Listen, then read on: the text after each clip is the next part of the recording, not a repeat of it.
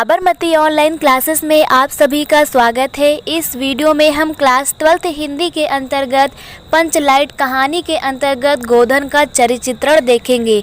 गोधन हमारा पंचलाइट कहानी का मुख्य नायक है।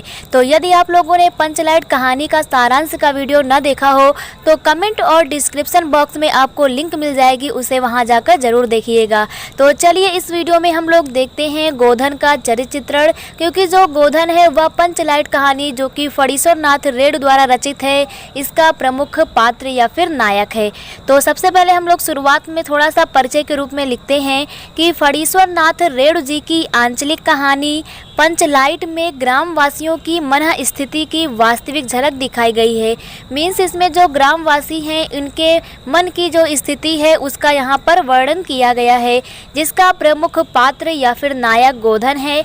और गोधन के चरित्र की प्रमुख विशेषताएं निम्नलिखित हैं। तो यहाँ पर हम लोग पॉइंट वाइज लिखेंगे, नंबर 1 नंबर 2 करके। तो यहाँ पर हमारा फर्स्ट पॉइंट हो जाएगा भोला भाला ग्रामीण युवक। यदि आप लोगों को कहानी याद होगी तो आपको यह चरित्र बहुत ही आसान होने वाला है। तो गोधन महतो टोली का भोला भाला ग्रामीण युवक है। एकदम सही बात है कि जो गोधन था भाई वो महतो टोली का रहने वाला था और एक ग्रामीण युवक है। उसकी अल्हड़ता का आलम यह है कि वह पंचायत के विरोध करने पर भी सलीमा का गाना गाना नहीं छोड़ता। हमने कहानी में देखा ना कि जो गोधन होता है वो सलीमा का गाना गाया करता है, जिसके कारण जो पंच हैं उसका विरोध करते हैं, उसे जाति से निकाल देते हैं। तो वही यहाँ पर कहा गया है कि जो गोधन है ना, पंचों के विरोध करने के बाद भी वह सलीमा का गाना गाना नहीं छोड़ता। मीन्स फिल्मी गाने गाना नहीं छोड़ता। उसके इस अल्हड़ता की उसे सजा भी मिलती है। तो सजा के रूप में होता क्या है, जो पंचायत होती है वह गोधन पर 10 रुपए का जुर्माना भी लगाती है और उसका हुक्का पानी भी बंद कर देती है। हुक्का पानी बंद कर देने का मतलब है कि उसे अपनी पंचायत से, अपनी जाति से अलग कर देते हैं। तो हमारा पहला पॉइंट आप लोगों को समझ में आ गया होगा कि जो गोधन है वो भोला भाला है, ग्रामीण युवक है। तो ये पॉइंट आप लोगों को समझ में आ गया होगा। नेक्स्ट हमारा पॉइंट है चतुर और होशियार। तो ये तो आप लोग कहानी में देख ही चुके हैं कि गोधन कितना चतुर और होशियार है। तो हमें यहाँ पर लिखना होगा कि गोधन ग्रामीण होते हुए भी बहुत चतुर और होशियार है। था कि नहीं था गोधन? हाँ बिल्कुल था। जो गोधन है वो ग्रामीण होते हुए भी बहुत चतुर और होशियार है, जिसका प्रमाण यह है कि संपूर्ण महतो टोली में, पूरी की पूरी महतो टोली में वही एक ऐसा इकलौता व्यक्ति है जो पेट्रोमैक्स जलाना जानता है। अब गोधन जलाना जानता तो है पर वह होशियार भी है। होशियार इसलिए क्योंकि वह अपनी बात पंचों तक पहुंचाएगा कि उसे पेट्रोमैक्स जलाना आता है।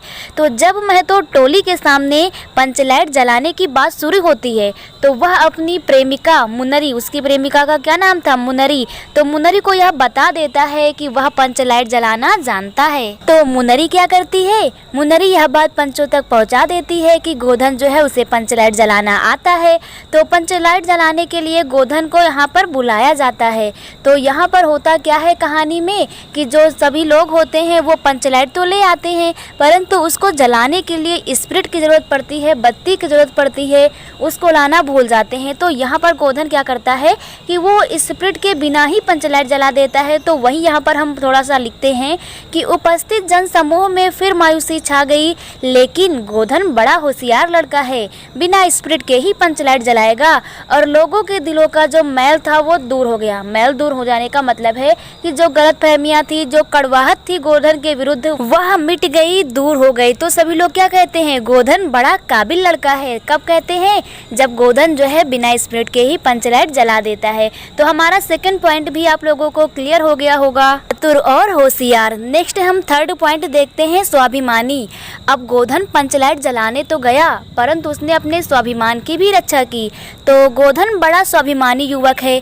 पंचायत के हुक्का पानी बंद कर दिए जाने पर वह उसे अपना तो समझता है। पंचायत ने उसका हुक्का पानी बंद कर दिया, लेकिन वह फिर भी उस पंचायत, उस जाति को अपना समझता है। लेकिन होता क्या है, जब उसे पंचलाइट जलाने के लिए बुलाया जाता है तो पहले तो वह जाने से मना कर देता है। जब पहले उसे पंचलाइट जलाने के लिए बुलाया जाता है तो पहले वह जाने से मना कर देता है और जो छड़ीदार उसे बुलाने आता है ना, उसे व्यंग्यपूर्वक हंसी मजाक करते हुए कहता है कि पंचों की क्या प्रतीत, कोई कल कब्जा बिगड़ गया तो मुझे दंड और जुर्माना भरना पड़ेगा। तो ये हंसी मजाक में कहता है। फिर आगे क्या होता है, जिस गुलरी काकी, जो मुनरी थी उसकी माँ है गुलरी काकी, तो गुलरी काकी के कहने पर ही पंचों ने उसे अपनी जाति से बाहर किया था। तो जिस गुलरी काकी के कहने पर उसे सजा सुनाई गई थी, उन्हीं के मनवाने पर मीन्स अब गुलरी काकी उसे पंचलाइट जलाने के लिए बुलाने आती हैं, तो उन्हीं के मनाने पर वह पंचलाइट जलाने के लिए तैयार हो जाता है और पंचलाइट को जला देता है। तो हमारा थर्ड पॉइंट भी क्लियर हो गया होगा, स्वाभिमानी। नेक्स्ट 4 पॉइंट देखते हैं, सामाजिक प्रतिष्ठा के प्रति संवेदनशील। प्रतिष्ठा का यहाँ पर तात्पर्य सम्मान से है। तो गोधन अपने समाज की प्रतिष्ठा के प्रति अत्यंत संवेदनशील है। संवेदनशील मतलब सजग होना।